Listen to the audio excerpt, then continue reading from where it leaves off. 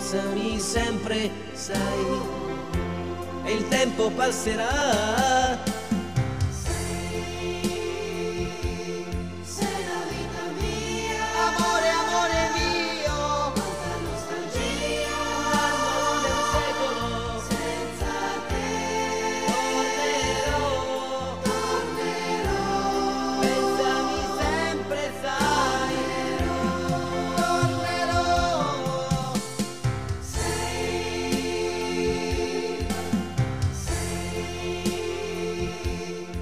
Ciao a tutti, sono tornato. Quelli che pensavano che non tornavo più, no, io tornavo, io ero solo in vacanze. Vacanze del 2020, vacanze di quarantena. Qual è stata la mia vacanza? Quale? TikTok, sono andato su TikTok, ho fatto una pausa TikTok.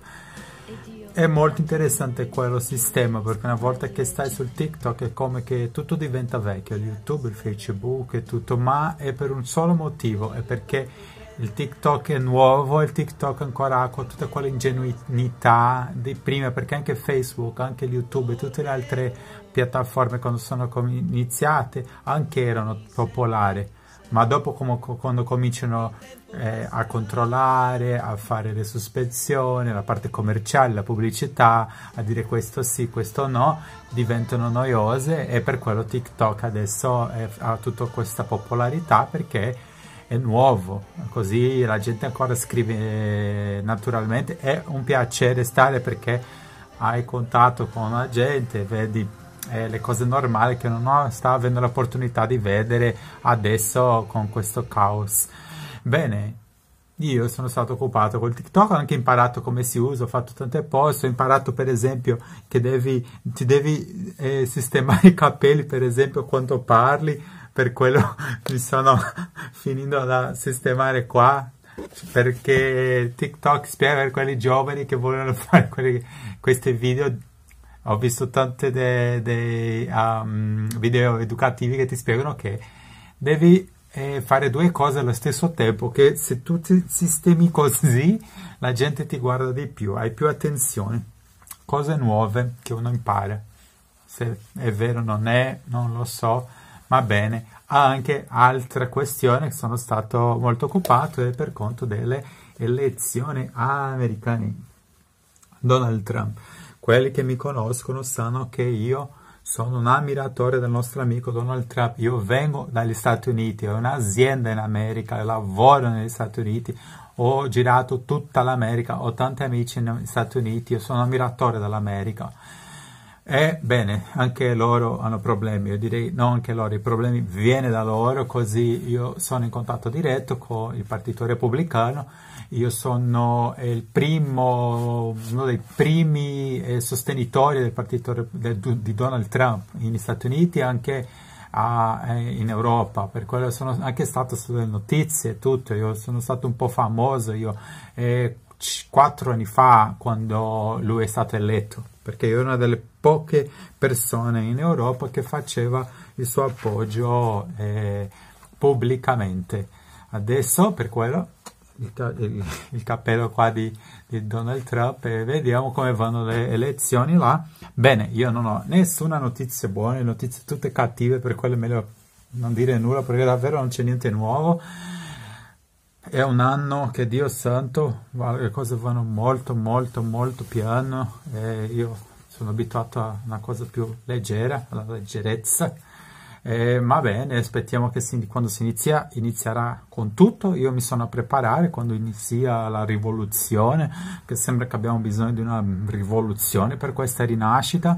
Io, ammiratore di Forza Italia, di Berlusconi, aspettiamo che riusciamo a fare la rinascita con l'appoggio di questo partito meraviglioso. Cosa di più?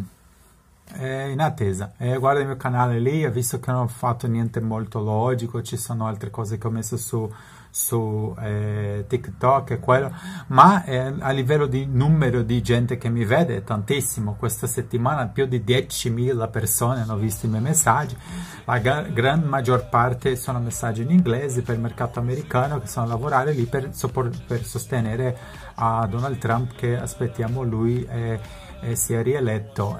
Spiego, noi qua in Europa non abbiamo tanta nozione della realtà.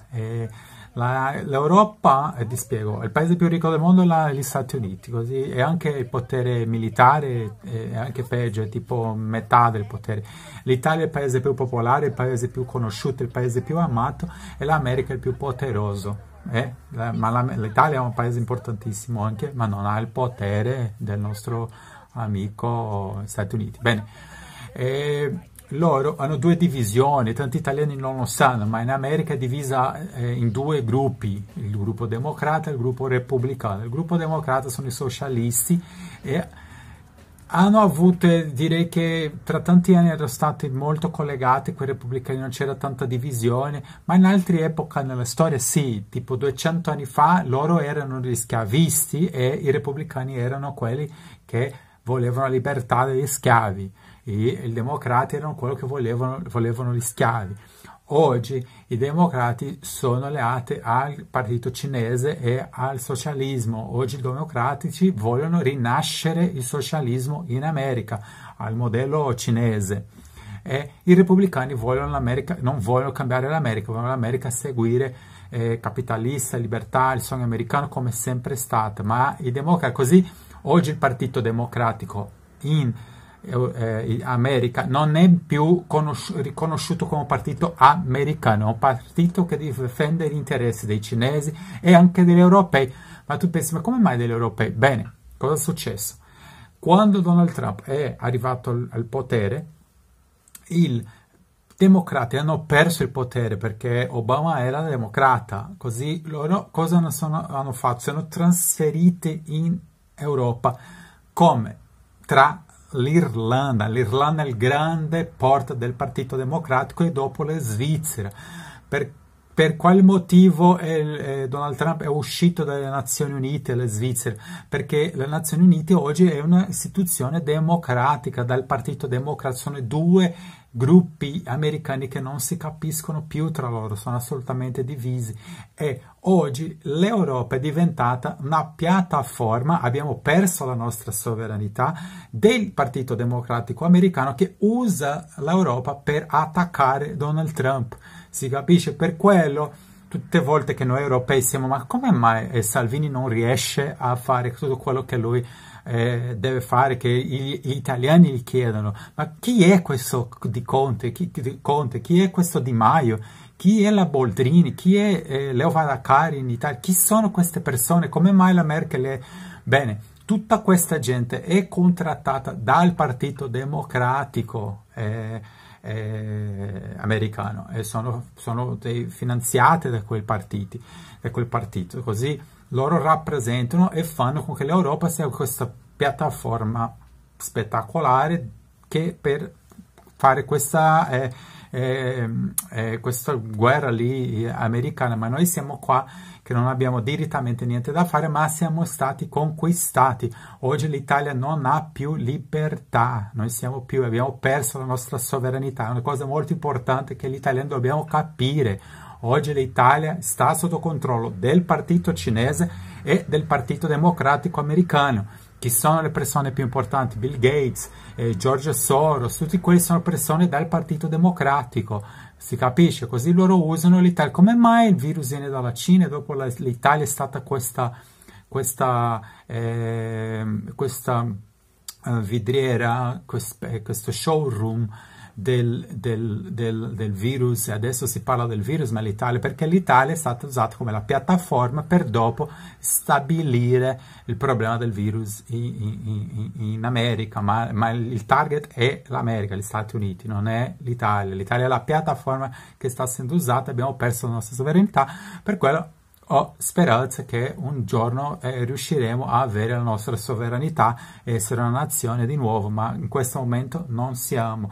Quello è importante per non arrabbiarsi perché Salvini non è riuscito a fare quello o quello. Guarda, io sono della destra e io mi considero più capace di Salvini e anche io parlo con tanta gente, conosco tanta gente della destra, ti direi che c'è tanta gente capace, ci sono medici, dottori, avvocati, commercianti, c'è tantissima gente molto capace, ma come mai hanno scelto Salvini? Bene, Salvini è quello che rappresenta gli interessi della gente, ma lui sta lì per perdere tutte le battaglie, così non avere molta fantasia che un giorno Salvini ce la farà, lui non la farà, lui sta lì per perdere le battaglie e la battaglia numero uno che lui ha perso sono quelli 750.000 clandestini che sono stati legalizzati 2 o 3 mesi fa in piena pandemia noi aspettiamo che lui era a fare l'opposto, lui è arrivato primo ministro e dopo un mese è uscito, ma come mai ha perso quella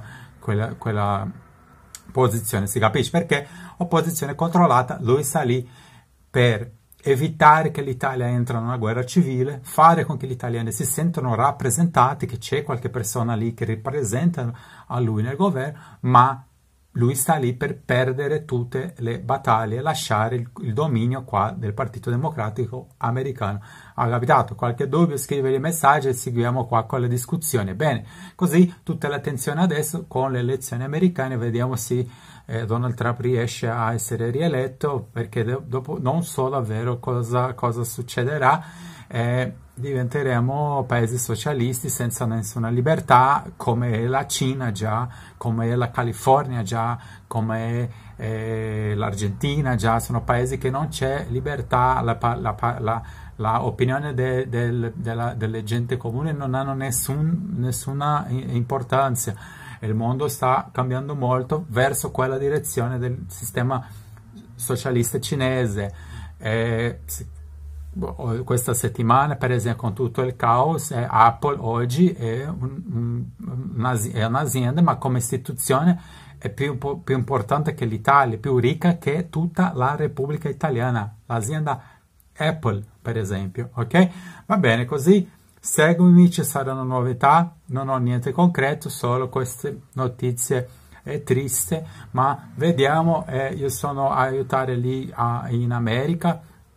Oggi, questa settimana, 10.000 persone hanno visto i miei video su tante piattaforme diverse. Io sono su da Parler, TikTok, Twitter, YouTube, BitChute, come si chiama l'altra, tante WhatsApp, c'è un'altra Bridgeton, dappertutto. E io vado scrivendo, vado a mettere le mie propaganda perché Donald Trump è una persona fabulosa. Io lo sostengo dal 2015, io sono una delle prime persone, io abitavo la Florida nel 2015, sono stato una delle prime persone che l'ho sostenuto.